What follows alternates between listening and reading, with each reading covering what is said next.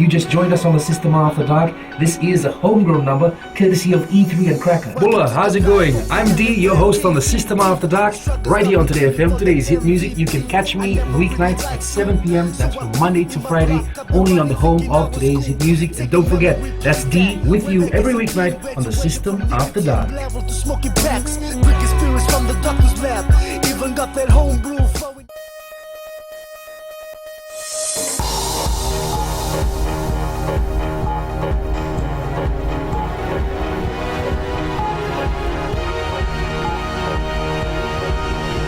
Good evening, this is FBC News. I'm Jackie Spate. In this bulletin, overseas company sought to manufacture new flag. Soldiers in Sinai safe after mortar rounds were fired over their camp. And the ACP group says deferment of talks on economic partnership agreement is unacceptable.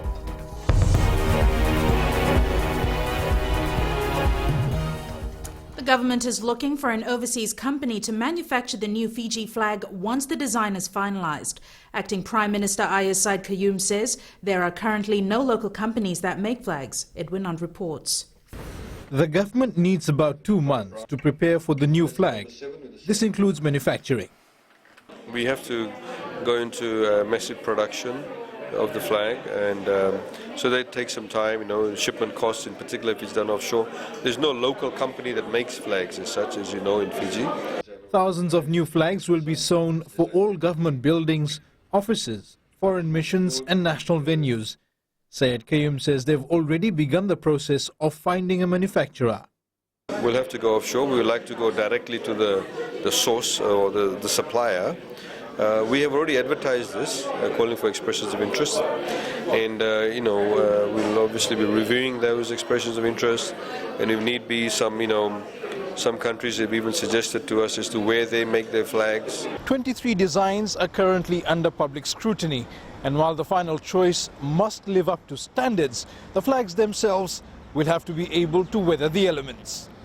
What are the best quality? Because we need good quality. As you see sometimes, many of the Fijian flags that are flying around the place in government buildings and various other, ministries, they tend to fade really quickly. So we need to get good quality flags and perhaps some bigger flags too. The feedback period for the new flag ends on 30th June. The final selection then goes to Parliament and will be officially unveiled on October 10th. Edwin Nand, FBC News. Pacific Island Airways says none of the 4 people on board its Islander aircraft was in any danger at any time when it was involved in an incident in the Yasawas. General Manager Tuni Beddoes says the aircraft developed mechanical problems as it was about to take off, and the pilot immediately turned off the engine. Beddoes says the aircraft then rolled off the runway and the wingtip came into contact with the post of Umbure. The Civil Aviation Authority of Fiji is investigating the incident that occurred a week ago. Families of Fijian soldiers serving in Sinai in the Multinational Observers Force have been reassured the troops are safe. This follows reports of 6 mortar rounds being fired into Camp Algura 2 nights ago. Akusita Tale has more. Soldiers in Sinai were in for a bit of a shock when mortar shells were fired over the camp this week. Land Force Commander Colonel Sitiven Ngiliho says this is the first attack since the RFMF began their services with the MFO in 1982. They had received indirect fire in the form of mortars, and what was conveyed to us that there were 6 impacts inside North Camp in Algura. For us, that is the first time that such an attack has happened. Algura is the base camp for a majority of the 339 soldiers in Sinai. Giliho adds they are confident in the actions undertaken by the MFO headquarters and the battalion on the ground. We have remote sites that's out there, but none of our remote sites came under attack. It was the biggest camp that came under attack. But we've been talking about that they must be prepared in the smaller remote sites as well. The soldiers are safe for now as the attacks have died down. However, the situation is being closely monitored from the Army headquarters, which is in close contact with the battalion commander in Sinai, Lieutenant Colonel Petero Talemai Watuiri. Akosita Tale, FBC News. The African Caribbean Pacific Group, which includes Fiji, has called the proposed deferment of talks by the European Union on the Economic Partnership Agreement unacceptable. The ACP's chairman Fitz Jackson says it's in the interest of the EU to assist the development of ACP countries so they're not reliant on aid. Maggie Boyle tells us more. The ACP Joint Parliamentary Assembly executives making their stance clear. The proposed stall on EPA negotiations for Pacific Island countries is not supported by the regional bloc. ACP Secretary General Dr. Patrick Gome of Guyana calling the proposal unreasonable. And that links very closely to the Economic Partnership Agreement, which has now come up against a stumbling block with regard to the Pacific, in which the European Union wants to defer any more negotiations for another 3 years. We do not find that acceptable at all. It's nowhere realistic under the conditions of fisheries and the managing of the fisheries resources. Dr. Gome adds the market access to the EU needs to be fair to ACP countries, with current conditions anything but favorable. That is why around the question of the fisheries and the fisheries management, we will look at regulations that we find acceptable, but they cannot be imposed on us as only to make it a disadvantage. It's telling us you can compete, but you tie your hands behind your back. But you can compete, but you must be able to compete with A, B, C, D, E, which are restrictions. So these are non-tariff barriers that are being introduced increasingly, and those we want negotiated. ACP Chair Fitz Jackson of Jamaica highlighting that the EU needs to be more considerate. It's in the interest of the European countries to facilitate greater value-added production in ACP countries so that we can optimize our earning and accelerate the development of each member states of the ACP country. But the truth be told is that there is a difficulty in appreciating that. The ACP-EU Joint Parliamentary Assembly begins next week and will be attended by representatives from 79 countries. Maggie Boyle, FBC News. The Ministry of Health says an outbreak of the Middle East Respiratory Syndrome MERS virus in some countries could reach Fiji. Spokesperson Sunil Chandra says the ministry has put in place necessary strategies to address the MERS virus threat should it reach our shores. A multi-agency technical advisory group has been mobilized to facilitate border control, clinical management, laboratory testing and surveillance in anticipation of any suspected cases. MERS is a viral respiratory illness which was first reported in Saudi Arabia in 2012 and has spread to other countries. The symptoms of MERS-CoV are severe acute respiratory illness, including fever, cough, body aches, sore throat and shortness of breath, chills, chest pain and a general feeling of being unwell. The virus has now reached Europe, Africa and Asia, with Korea and China being the latest countries affected. Almost 200 cases of child labour have been recorded in the last 4 years. Acting Minister for Employment Chone Usumate says it's everybody's business to try and eradicate child labour. Julie Vatuwaliwali reports. In recent years, the Employment Ministry has helped 173 children out of child labour. For 2011, we had 64 cases. 64 cases for 2012. 41 cases for 2013 and only 4 cases in 2014. Children who've been identified have been put into schools with help from the Ministry of Social Welfare and the Ministry of Education. Usamati says the trauma of child labour leaves scars that last a lifetime. Consequences of child labour on the opportunities of those affected are difficult to measure. No price can be placed on the cost of lost childhood or the psychological and the emotional damage suffered by the children trapped in child labour. The minister was speaking at the commemoration of the World Day Against Child Labour in Suva this morning. Students were present at the function. Child labour is a rising problem in the world, and sometimes for Fiji it is what parents think is best for their child, but it really isn't, like not sending them to school to learn more about moral values like planting and doing work at the house, but it's actually keeping them away from what they really need, which is education. To stop what is happening in reality, which is something that people don't usually see, children actually working to live their life without learning anything. The government has committed to eradicating child labour in Fiji, more so because Section 31 of the Constitution specifically mentions the right to education. Julie Vatuwaliwali, FBC News. Still to come, LTA hopes the government will lift the freeze on taxi permits.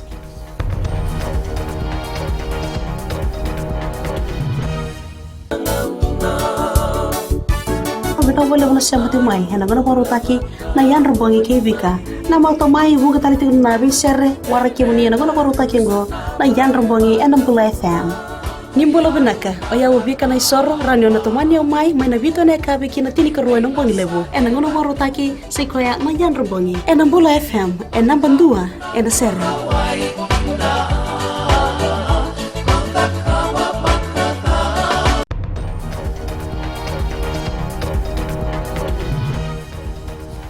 Expressions of interest to buy the government printery have closed. Public Enterprise Minister Ayaz Said Qayyum says they're currently interviewing the interested parties, some of who will refine their submissions. The government will continue to interview interested parties until next week. The facility includes printing machines, paper cutting and trimming machines, plate making machines and a binding machine. The government printery is located in Vatwanga, Suva. The Lautoka High Court has denied a bail application by Muhammad Shahid Khan, one of two men charged in relation to a $30 million heroin bust. They were charged after a huge quantity of the drug was found in the tires of a quad bike. However, Justice Thusara Rajasinghe has ordered the officer in charge at Nathambur Corrections Facility to provide protection while he is in custody.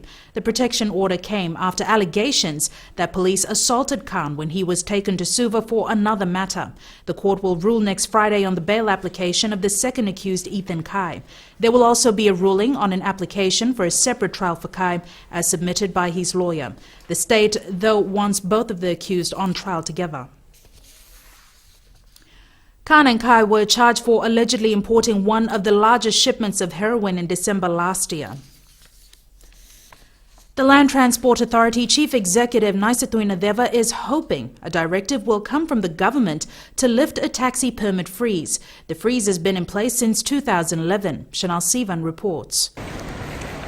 No new taxi permits have been issued in the past 4 years. We're still waiting. The directive will come one day and we know it's going to happen. But at the moment, it's still on freeze. The directive given to us is just to hold everything. Tunadeva also explained that there are some special cases. The permits are only given out when there is a proper authority that does that for us. For example, there are cases there with the tribunal. Okay, it's a court. And these are all old cases, okay? And if the tribunal rules that, for us to issue permit, we do it. The taxi permit freeze was implemented to clear pending applications. There is a backlog of new applications dating back some years. Chanel Shivan, FBC News. The Fiji delegation that is currently on an official tour to Jakarta in Indonesia visited the students of the Indonesia National Vocational Centre for Disability. Director Social Welfare Rupeni Fatiaki informed the centre on the provisions people living with disability have in Fiji. He says the rights of people with disabilities are protected in the 2013 Constitution and a national council looks after the needs of these people. There are 11,000 people living with disabilities in Fiji. The two teacher unions in the country believe the use of electronic gadgets in schools should be controlled. Savaratambor reports. The Ministry of Education is developing a policy on the use of mobile phones and electronic devices in schools. A draft of the ICT policy is expected to be finalized at the end of next month. Policy has to look at the whole ICT development in light of the ICT development. So to do that, we will take quite a bit of time. The Fijian Teachers Association says that the use of electronic gadgets has to be controlled. Parents, they buy these for their children, so it's very hard to control from our source. It's a way of getting to their children every day. But what's inside those gadgets should be controlled by the parents. The Fiji Teachers Union says electronic gadgets and mobile phones have to be used appropriately. Use of laptops, use of tablets, etc. are being encouraged by schools for teaching learning purposes. But the authorities must make sure, the schools and others who are in charge must make sure that students only have access to what is appropriate for them. The push to develop the policy comes after an 18-year-old student died last month from self-inflicted burns after a teacher allegedly publicly read her text messages. Samira Tamboa, FBC News. Middle managers and team leaders within Fiji Broadcasting Corporation underwent an in-house training program on leadership and change. The two-day session was to help participants learn how to take greater accountability for achieving results in spite of difficult circumstances. They gained valuable insight and are now exploring their own personality strengths to grow individually. The 19 team leaders are being groomed into becoming the company's future leaders and will continue to receive ongoing training to further develop leadership capacity. The training was provided by Balbir Singh of Prime Vision, who shared years of experience in leadership training. And sports is up next. Here's Jamie with the latest. Vinaka Jackie, and good evening. In sports tonight, Fiji volleyball teams will compete at the Pacific Games after a generous donation from the Chinese embassy and pressure on Suva, Namosi and Nandi heading into the fourth round of the Skipper Cup. This and more after the break.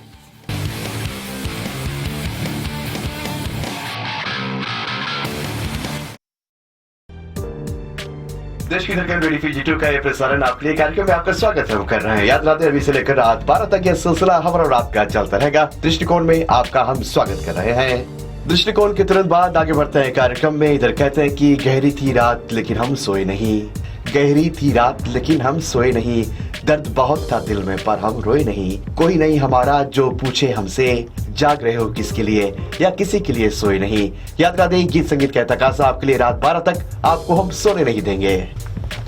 महकती रातें हर सोमवार से लेकर शुक्रवार तक रात 7 से लेकर 12 के बीच रेडियो फीजी 2 देश की धड़कन पर रविंद्र सिंह के साथ।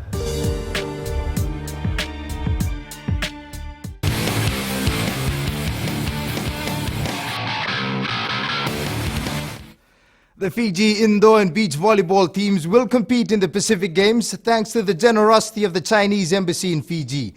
The players and officials had all but written off their participation after failing to raise enough money for team levies, but their fortune turned for the better just in the nick of time. Chalen Daudakadaka reports. The Chinese embassy to Fiji today handed $37,000 to pay for the national volleyball team levies for the Pacific Games next month. Your contribution will really make a lot of sporting people happy. Being a former athlete myself, I know what it's like to train hard and being told that you cannot go. I know what it's like. The timely assistance will cover the team levies for the 36 volleyball players and officials. This amount might not be a big sum, but perhaps enough to support our young athletes to pursue and fulfill their dreams in participating in the Pacific Games. In thanking the People's Republic of China, the government will also be looking to further its assistance to Team Fiji. So we are going to look at how we can further provide assistance to them next week through issues like departure taxes, etc. A request has been made that we provide some form of a tax rebate. The genuine smiles on the faces of the members of the volleyball teams showed they are determined more than ever to put in a grand performance come next month. Talendo Dakavak, FBC Sports. The Fiji Court of Appeal has dismissed an appeal filed by Digicel Fiji today. The appeal was in relation to an earlier High Court ruling given in favor of the Fiji Rugby Union and Vodafone Fiji. Digicel had sought orders that the FRU be restrained from further performing, implementing, announcing, displaying or advertising Fiji Sevens players to appear in commercials, advertisements or on billboards, or further concluding sponsorship agreements between FRU and Vodafone. Digicel had also asked for FRU to be restrained from using the logos of any of the Vodafone Fiji-led consortium of the Fiji Sevens team's jerseys. Digicel also has to pay costs in the sum of $4,000 to FRU and Vodafone Fiji. The Telecom Fiji Warriors and Fijiana sides were hosted to a cocktail reception by their major sponsor last night at the Holiday Inn in Suva. The event was to honor the two teams' achievement this season and for being good ambassadors for the company as well as the country. We try to improve our team environment and that includes our team culture. Because we believe, just like any other business organization, if we have the competitive advantage or that edge, then we will be able to win games just as we did together with our Fijian sisters. While 10 players in the Warriors squad have been drafted into the national squad for the Pacific Nations Cup, the Fijiana side will compete in a qualifying event in November for the Rio Olympics. The pressure will be on the 3 unbeaten teams in the Skipper Cup competition this weekend as they try to maintain their winning streak. Suva, Namosi and Nandi are yet to register a loss but will face stiff competition tomorrow.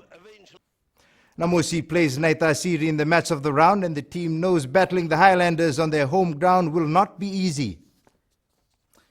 Nandroga, after their first round loss, has made a good comeback with 2 victories while Suva still leads the standings. The Naitasiri Namosi match starts at 3 p.m. at Ratudakambau Park tomorrow, and you can catch the live commentary on Bula FM with the voice of rugby, Graham Eden. The Vodafone Fiji football side left the country today to take part in the inaugural 4 Nations friendly competition in Vanuatu. The Rusiate Matirerenga captain side plays its first match against Solomon Islands tomorrow afternoon. Fiji's next match is against New Caledonia, while the team takes on Vanuatu in its last match. The tournament will be played on a round-robin format. Paradise Beverages today renewed sponsorship as the official beer and spirits of the PGA Fiji Golf International 2015 in Natandola in October. The agreement will see Paradise Beverages supply beer for all Fiji international functions, including the official tournament welcome dinner and all the event's corporate hospitality functions. Boasting $1 million prize purse, the tournament shows Fiji's growing prominence on the golfing world stage. Last year you guys did a wonderful job and really were quite creative in how you activated your sponsorship, and we're looking forward to doing that again this year in a bigger way. And yes, and the family of sponsors for the Fiji International is growing. The Fiji International will be held at the Natandola Bay Championship Golf Course in Singatoka from October 15th to the 18th. That is your sports for this evening. It's back to Jackie now with business.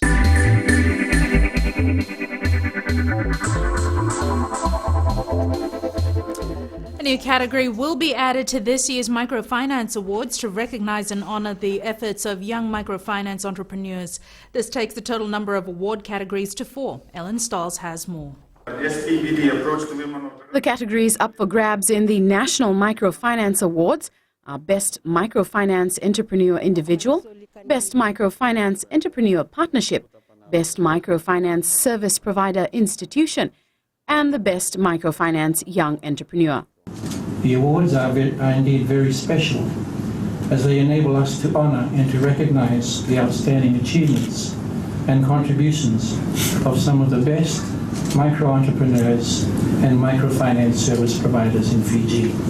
RBF Governor Barry Whiteside says setting up a small business could very well be the solution to unemployment levels in the country. Earlier this month, the Minister of Employment, Productivity and Industrial Relations highlighted that there are more than 46,000 job seekers currently registered in their database, of which 4,400 are tertiary graduates.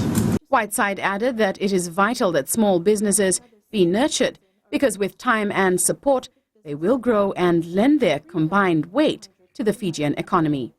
Nominations for all entries are now open and will close on the 31st of August. This is the 3rd year of the Microfinance Awards. Ellen Stiles, FBC News.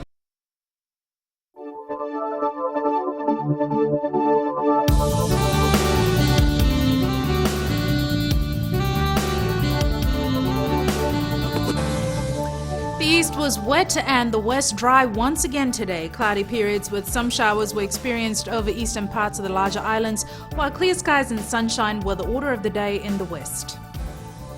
Suva recorded the lowest temperature at 27 degrees, Nandi and Sabu Sabu hit 28, Lautoka 30, Bar 31, while Mombasa recorded the highest at 33 degrees. Thanks to steady easterly winds, the forecast for tomorrow is the same as today. Cloud and showers in the east, sunny in the west. Possible afternoon or evening showers in many areas elsewhere, and looking ahead to Sunday, more of the same. And recapping our main points. The ACP group of states has called the proposed deferment of talks by the European Union on the Economic Partnership Agreement unacceptable. The government is looking for an overseas company to manufacture the new Fiji flag once the design is finalized. And families of soldiers serving in Sinai in the Multinational Observers Force have been reassured the troops are safe. To our poll question this week, we're asking, should primary school students be allowed to use the internet outside of school? Visit our FBC website to take part.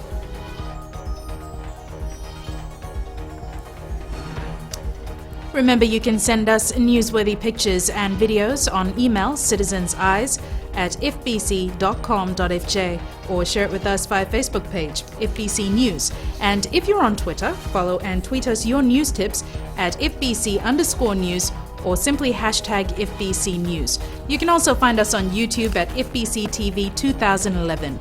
You've been watching FBC News. I'm Jackie Spate. I'll be back again on Monday. You have yourselves a safe and enjoyable weekend. Till then, ni mo demanda.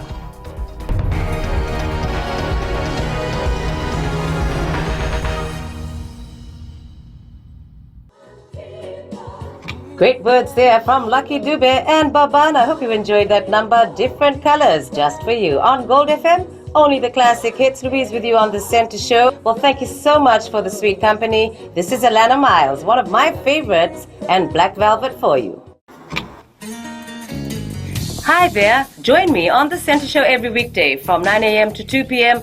for the best sounds on Gold FM, only the classic hits.